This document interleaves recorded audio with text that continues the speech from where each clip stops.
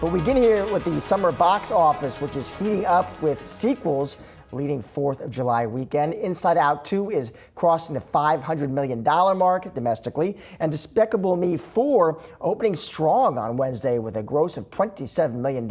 We could also see a potential Barbenheimer 2.0 later this year. For more on the state of the box office, we're bringing in Paul Dergarabedian, senior media analyst at ComScore. Paul, it is good to see you. So maybe to start off kind of big picture here, Paul, the box office this summer, how are we doing, Paul? How healthy does it look to you relative to what we saw last summer?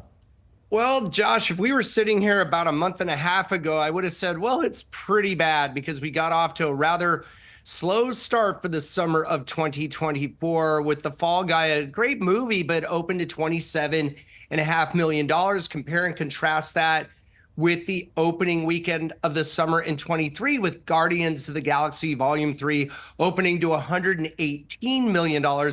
We then had a rather slow Memorial weekend, and by rather slow, I mean one of the slowest Memorial weekends at the box office in history. But what a difference a month or a month and a half can make. And we saw signs of life in early June with Bad Boys Ride or Die opening beyond expectations at about $57.5 million. But then the big one, Inside Out 2, it opened about 4 weekends ago. It's coming into its 4th weekend. That film's at $1.12 billion in global box office as we speak, Josh. And now we have Despicable Me 4.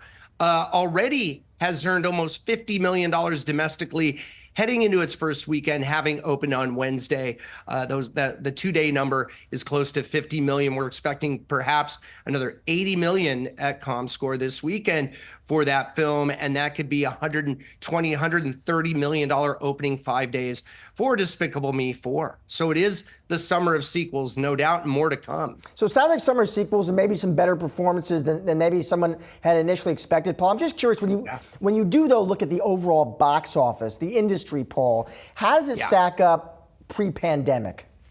Yeah, that's a different story, and it really is the impact of course, the pandemic impacted everything in terms of box office, but we're definitely recovering. But then the strikes hit, and that threw the release calendar into disarray, and that effectively kind of it disrupted the calendar so much this year that we really didn't get started in terms of big box office to really June. I mean, we had some big movies early on like Dune 2 and others, but the comparisons to last year were really tough. So right now we're running about 18.8% behind last year to date at this point. But just about 6 weeks ago, we were down nearly 28%. So in the court, what a difference a few movies and some time makes in terms of knocking down that year-to-date deficit. Of course, we have Twisters on the way. Deadpool and Wolverine is going to be the next $100 million opener of 2024, and Inside Out 2. So far, the only movie to open with over $100 million domestically this year, but that's going to change here with Deadpool and Wolverine. And Twisters, I think, is a total sleeper, although maybe not now because we're talking about it. Do you think, Paul, though, something kind of structurally has changed, though? Just bigger picture, there's just so much good content now at home, right? I mean, what I can stream, thanks to, for example, Netflix. I don't know if you saw it. I mean, Baby Reindeer. Amazing, Paul, right? Ripley, incredible. And I don't own Netflix stock. Just for viewers, this is pure neutral reviews by Josh Lipton. But it's such good content, Paul, that's available now to the consumer. How much just harder it is to get Josh Lipton off his couch to schlep to a theater, which, by the way, isn't all that cheap either.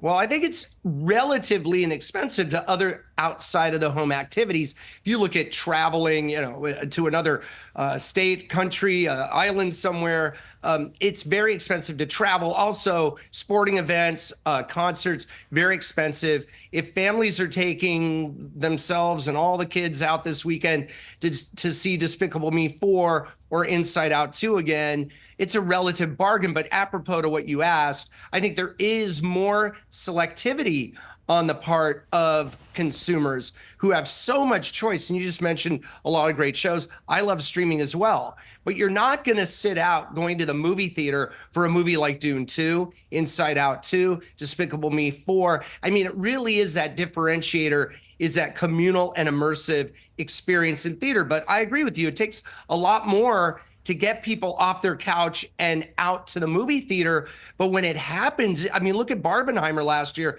That phenomenon, you alluded to this in your opening, was that, Wicked and Gladiator 2 are opening on the same day, November 22nd.